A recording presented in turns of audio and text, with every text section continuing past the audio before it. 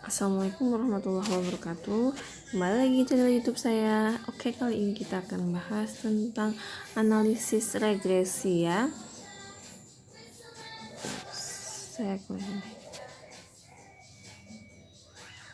Analisis regresi seringkali ya dalam analisa ekonomi, bisnis, atau misalkan dalam informatika kita itu berhadapan dengan persoalan yang menyangkut kelompok peubah bila diketahui bahwa di antara peubah tersebut terdapat hubungan ilmiah ya. Ini memang ada kaitannya sama korelasi ya kalau untuk analisis regresi. Faktor-faktor yang mempengaruhi apa seperti itu. Misalkan hubungan antara nilai biaya periklanan dengan tingkat penjualan dari sebuah perusahaan. Ini kaitannya sama regresi juga. Contoh lain nih, misalkan apakah ada hubungan faktor-faktor yang mempengaruhi IPK mahasiswa, misalkan ya, apakah dipengaruhi dari lama belajar atau dipengaruhi dari jarak rumah, penghasilan orang tua, dan lain-lain. Itu juga contoh dari masalah regresi.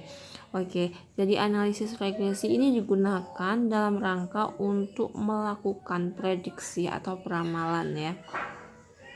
Tujuan dari analisis regresi ini menentukan model statistik yang dapat dipakai untuk memprediksi variabel terikat ya. Variabel terikat Y, ini variabel terikat Y. Kemudian berdasarkan nilai-nilai variabel bebas X1, X2 sampai XK. Contohnya tadi ya, apakah faktor-faktor yang mempengaruhi dari nilai IPK. Jadi nanti nilai IPK itu bisa kita prediksi berdasarkan atas apa? Berdasarkan dari variabel X1, variabel bebas X1. Contohnya variabel X1 nya itu adalah lama belajar, apakah mempengaruhi IPK. Kemudian tadi jarak rumah X2, apakah itu juga mempengaruhi IPK. Kemudian contoh lain itu adalah penghasilan orang tua, pendidikan ibu, dan banyak sekali ya. Itu contoh dari analisis regresi. Kemudian untuk analisis regresi itu ada macam-macam, ada regresi linier, ada regresi logistik, ada regresi robust, kemudian banyak sekali. Yang kita bahas dalam perkuliahan kali ini itu adalah analisis regresi yang linier ya, yang linier. Untuk linier sendiri itu ada macam-macam. Di sini contohnya itu ada regresi linier sederhana sama ganda. Kalau yang sederhana itu yang seperti apa sih? Yang sederhana itu perbandingan ada variabel independen Y dan variabel dependen Y dan variabel independennya itu cuma satu, X saja. Akan tetapi kalau regresi linier ganda itu variabel independennya ada 2 atau lebih. Itu pada analisis regresi, misalkan ya di sini saya itu punya data tingkat penjualan, di mana tingkat penjualannya tiap bulan itu kita inisialkan di sini Y ya. Kemudian biaya periklanan ini adalah variabel independen X-nya. Kemudian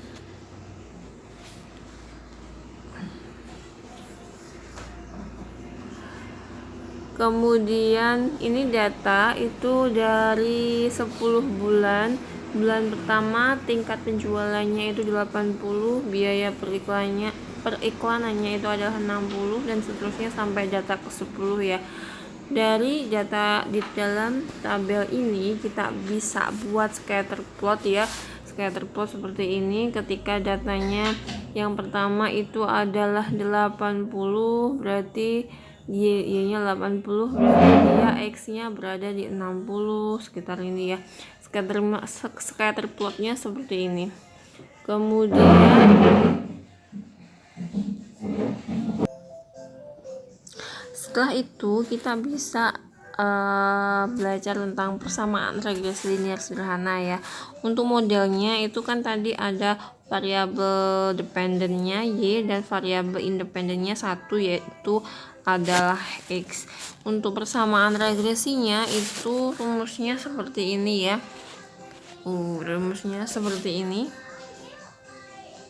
Y itu sama dengan alfa ditambah beta xi ditambah epsilon i, dimana y-nya ini merupakan nilai ke i variabel y, kemudian alfanya suku tetap yang merupakan rata populasi jika x sama dengan 0, kemudian betanya ini suku tetap yang disebut koefisien regresi, kemudian epsilonnya itu adalah galat random atau random error dari y yang pengamatan ke i yang berdistribusi normal dengan rata 0 dan variansinya adalah sigma kuadrat.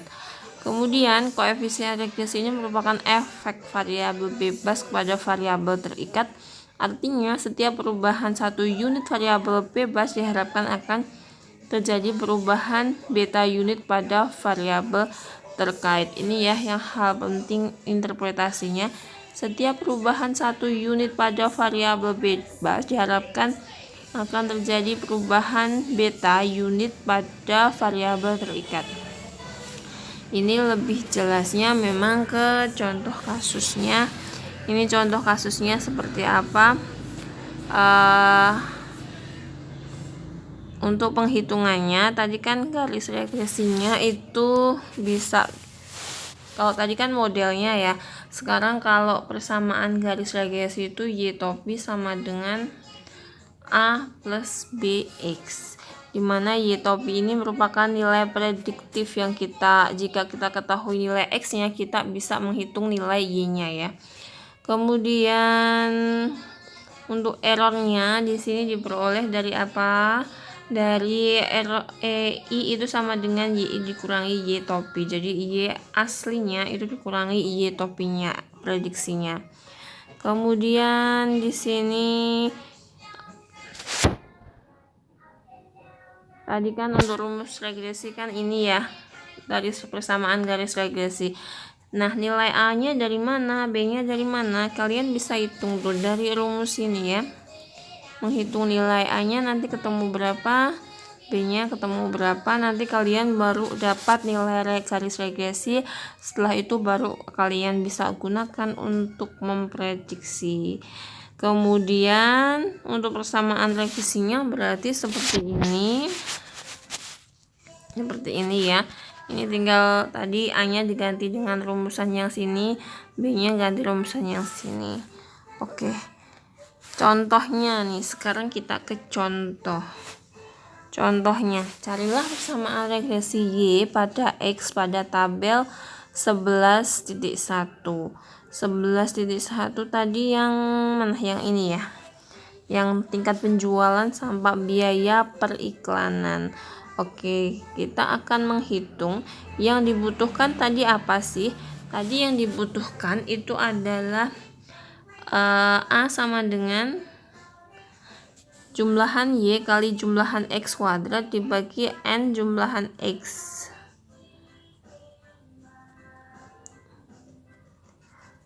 Kemudian nanti kalian bisa hitung ya, ini nanti tinggal dimasukkan aja. Yang kalian butuhkan sih apa sih ini? Jumlahan dari Y, berarti jumlahan Y ini ya. Kemudian jumlahan dari X kuadrat. Jumlahan X kuadrat ini. Kemudian dikurangi jumlahan X-nya ini dikalikan jumlahan X-Y. Kemudian baru dibagi N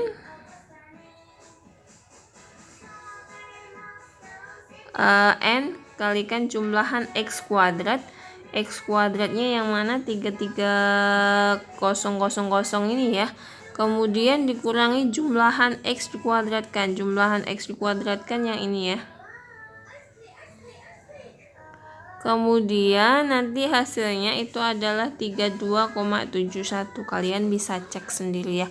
Kemudian sama konsepnya dengan dalam mencari B. B-nya kalian tinggal masukin rumus, nanti ketemunya berapa. Kalau di sini ketemunya adalah 0,85. 0,85 untuk persamaan garis regresinya, berarti tadi kan rumus regresi itu adalah Y topi sama dengan A plus B X ya. Berarti A nya tadi adalah 3271 ditambah B nya 0,8.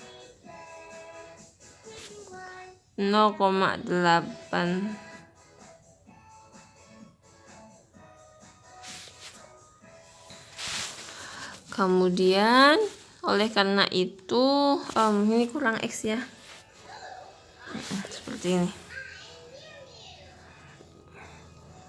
0,8, ini 0,85 ya.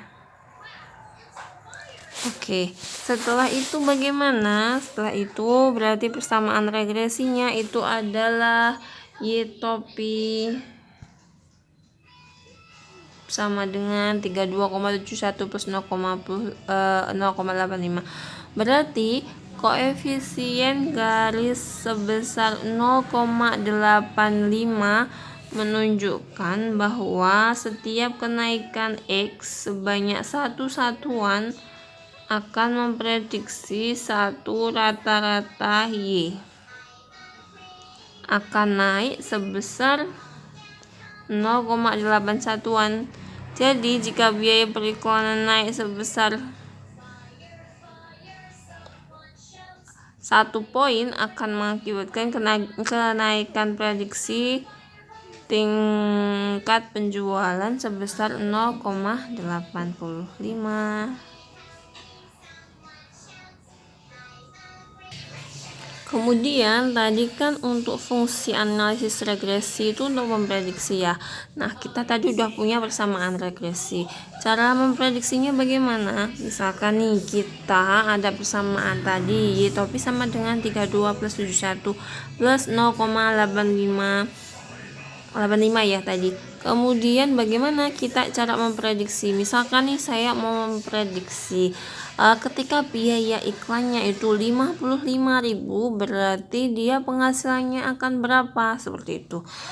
Ini contoh tadi Y topi sama dengan 32,71 ditambah 0,85 kali tadi kan yang mau diprediksi tingkat pendapatan ketika biaya iklannya itu adalah 55.000 ya. Jadi kita ganti 55 sama dengan nanti kalian bisa cek 79,46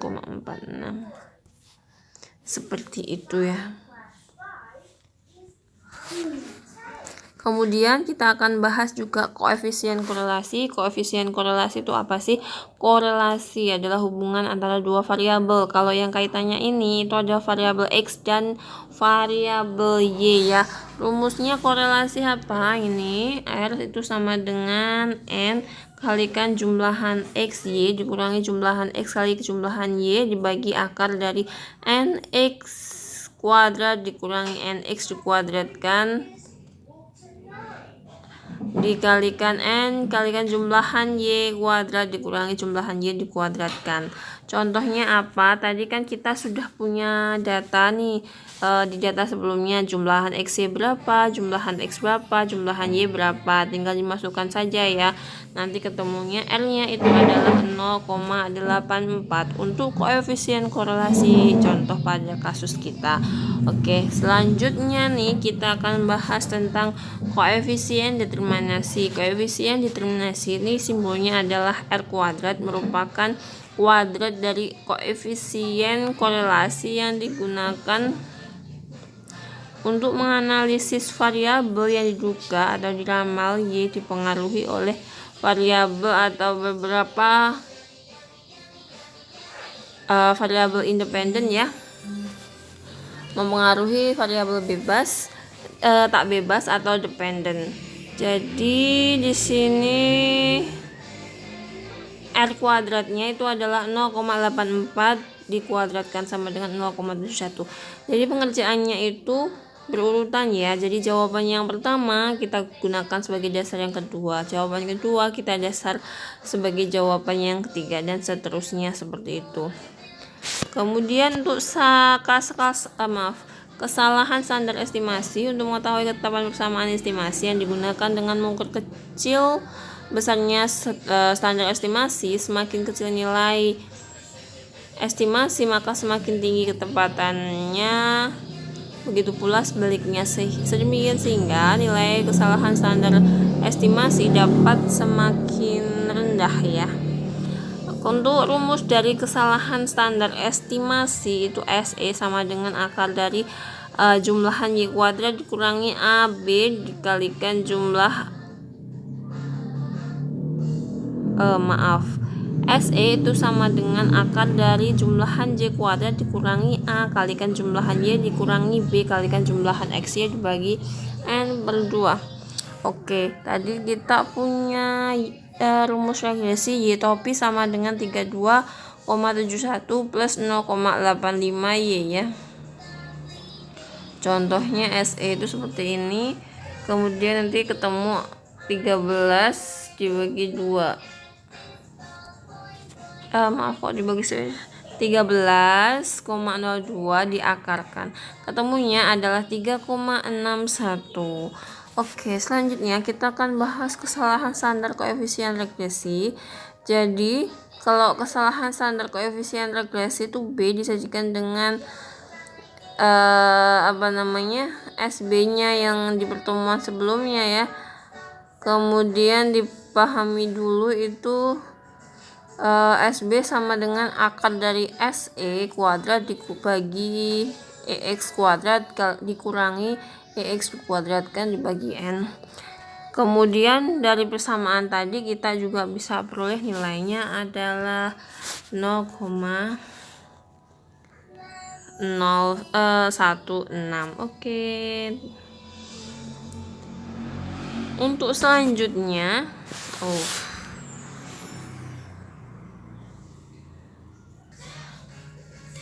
selanjutnya kita akan bahas persyaratan pada uji regresi linear. Jadi untuk uji regresi linear ada beberapa hal yang harus dipenuhi untuk datanya. Yang pertama, dia harus normalitasnya harus normal, linearitasnya, kemudian keberartiannya, independensinya, dan homoskedastisitasnya, yang masing-masing akan kita bahas sebagai berikut ya. Oke, untuk yang pertama, normalitas. Persyaratan pertama, normalitas mengatakan bahwa untuk setiap X dan Y yang bersesuaian harus berdistribusi normal ya. Ini sudah kita pelajari di sebelum UTS ya, tidak usah saya bahas. Oke, yang kedua itu adalah uji linearitas. Pada analisis regresi itu mengharuskan adanya hubungan fungsional antara X dan Y pada populasi yang linear. Dipenuhi atau tidak linearitas dapat dilihat dengan melukiskan diagram pencarnya dan pada bidang lain. Kalau titik-titik pada diagram pencar itu terkumpul dan sepanjang garis lurus, maka dapat disimpulkan bahwa fungsional antara X dan Y-nya itu adalah linier. Linier ya. Oke, untuk cara menguji apakah dia linier atau tidak cukup mudah sih. Di sini seperti biasanya ada 7 langkah ya. Merumuskan H0 H1, di mana H0 H1-nya ini H0-nya hubungan antara X dan Y linier, kemudian H1-nya hubungan antara X dan Y tidak linier. Kemudian kita ada alfa. Di sini alfa taraf signifikansinya ya. Jadi hubungan taraf signifikan pada umumnya kalau di penelitian pendidikan itu diambil 0,5, penelitian sosial juga sama 0,5, tapi kalau di penelitian kedokteran itu dia diambil yang alfanya kecil. Karena apa? Karena dia kan yang diamati adalah berhubungan langsung dengan istilahnya fisik manusia ya, jadi tidak bisa main-main. Kemudian ini langkah-langkahnya tadi. Yang ketiga itu kita pakai uji F, di mana F-nya ini adalah RKGM dibagi RKGTC. Akan kita bandingkan dengan tabel ini. Kalau ada tulisannya seperti ini, itu adalah kita bandingkan dengan tabel distribusi F ya, dengan V1-nya adalah K-2, N2-nya adalah N-2. Oke. Selanjutnya untuk rangkuman analisisnya, ini kita bisa pakai yang ini. Sumbernya JK itu jumlah kuadrat, yang JKR jumlah kuadrat regresi, kemudian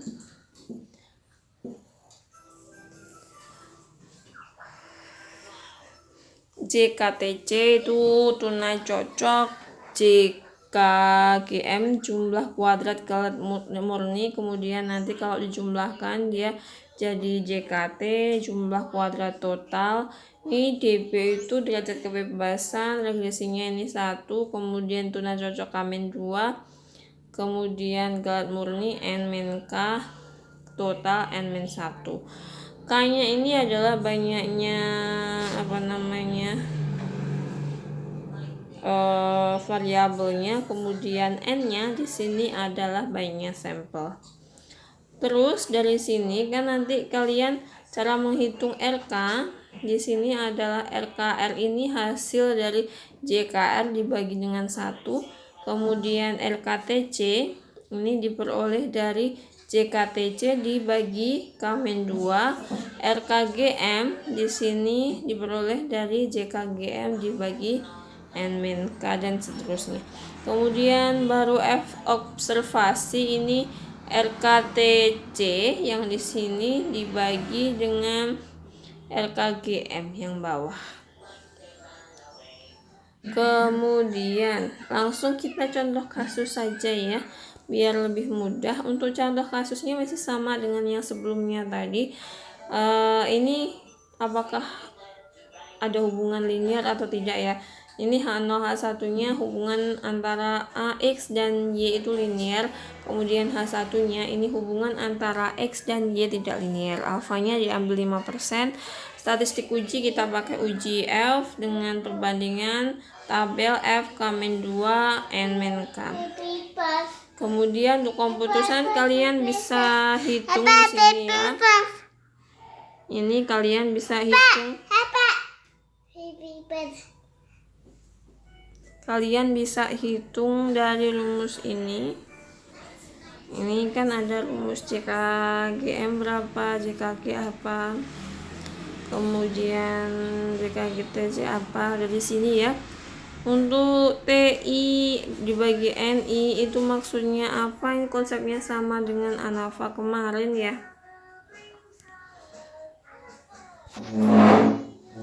Kemudian setelah kalian, datanya kan tadi ini ya, datanya ini untuk kelompok 1, kelompok 2, kelompok 3, kelompok 4. Kemudian X nya itu kalian jumlahkan kan sama dengan 570, Y nya 811, kemudian Y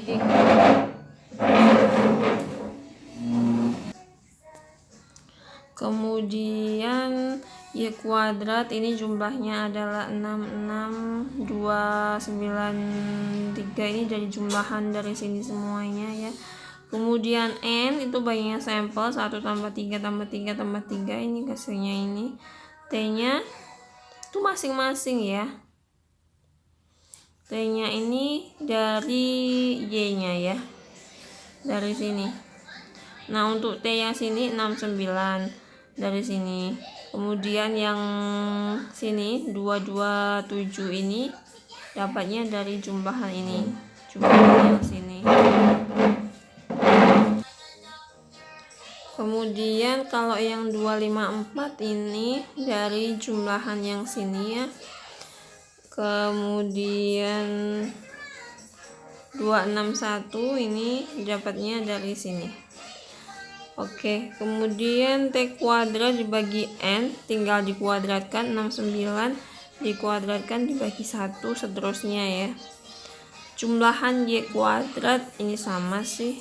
Yang jumlahan Y kuadrat di sini ini aja, kemudian yang di sini diperoleh dari yang sini biar lebih jelas ya. Oh, sama semua. Kemudian yang ini dapatnya dari yang sini dijumlahkan, ini dapatnya dari sini dijumlahkan. Oke. Kemudian setelah itu kalian bisa menghitung ininya ya, menghitung, kemudian nanti kalian akan dapat peroleh F-nya. Setelah itu kalian menghitung daerah kritisnya. Untuk daerah kritis kan tetap ya di sini F sedemikian sehingga F lebih besar dari alfa K-2 N-K. Ini adalah tingkat kesalahan tingkat signifikansinya ini K-2, ini N-K. Dari data kalian kan ada 4 kelompok. K-nya kan kelompok tadi, berarti 4 dikurangi 2. Kemudian N-K di situ N-nya sampelnya banyak 10 dikurangi 4. Nah, kalian diperoleh nanti seperti ini. Kalian cek di tabel distribusi F dengan alfanya 0,05, kemudian V1 nya adalah 2, V2 nya 6, nanti ketemunya adalah 5,14. Setelah ketemu DK-nya 5,14, kalian bisa gambarkan daerah distribusinya seperti ini. Kalau distribusi F, dia pasti di kanan dari 0,0 ya, karena F itu kan dia kuadrat, tidak mungkin dia itu negatif. Kalau ketemunya nanti negatif, berarti nanti perhitungan kalian salah. Oke. Nilai F 5, daerah kritisnya maaf daerah kritisnya kan 5,14 ya, lebih besar, berarti dia yang ke kanan, berarti dia yang di arsir merah ini ya, itu di arsir merah ini. Kemudian tadi nilai F observasi kalian itu ketemunya adalah 0,199. 0,199 itu letaknya di sini 0,199. Nah, karena dia di luar daerah kritis, berarti dia itu bukan elemen DK. Ini maaf, kesalahan di modul saya, bukan elemen DK ya. Berarti H0 nya diterima. H0 diterima, maka kita kesimpulannya pakai H0, yaitu yang hubungan antara X dan Y itu adalah linear. Oke. Jadi kita boleh hubungannya linear. Kemudian selanjutnya syarat yang ketiga untuk analisis regresi itu ada uji independensi. Kalian bisa bikin scatter plotnya atau plot residu atau plot galatnya itu seperti ini. Kalian bisa pakai software SPSS, Fuse dan lain-lain. Nanti kalau setelah diperoleh scatter plotnya kayak gini, kalian lihat itu ada pola tidak. Kalau di sini kan tanpa adanya pola atau keteraturan gambar tersebut ya, berarti persyaratan independen tidak dipenuhi. Yang namanya independen, dia itu harus scatter plotnya itu acak ya. Kalau ini kan ada pola, garis ini, garis ini. Ini kan ada pola ya, nih ada polanya, maka dia tidak terpenuhi. Oke. Selanjutnya untuk homoskedastisitas, ini persyarat ini mengatakan bahwa variansi nilai Y di sekitar garis regresi harus konstan, uniform untuk setiap nilai X. Oleh karena itu ada yang mengatakan persyaratan keempat ini sebagai persyaratan konstan variansi, jadi tidak harus ya. Oke, setelah itu kita bahas uji koefisiensi kemiringan. Konsepnya sama sih dengan uji hipotesis sebelumnya, ini kalian bisa baca sendiri ya.